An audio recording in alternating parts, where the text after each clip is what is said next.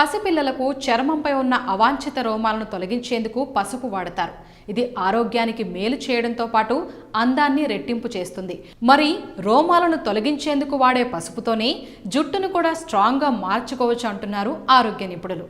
అదేంటి, జుట్టు తొలగించేందుకు పసుపు, పెరిగేందుకు పసుపు అని రెండు మీరే చెప్తున్నారు అనుకుంటున్నారేమో. ఇది నిజం.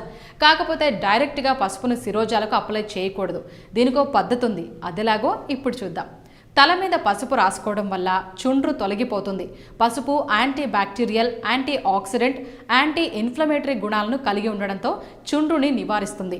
చుండ్రును పారదోలాలంటే కొన్ని చుక్కల ఆలివ్ ఆయిల్ను తీసుకుని కొద్దిగా పసుపు కలిపి పేస్ట్లా తయారు చేసుకోవాలి.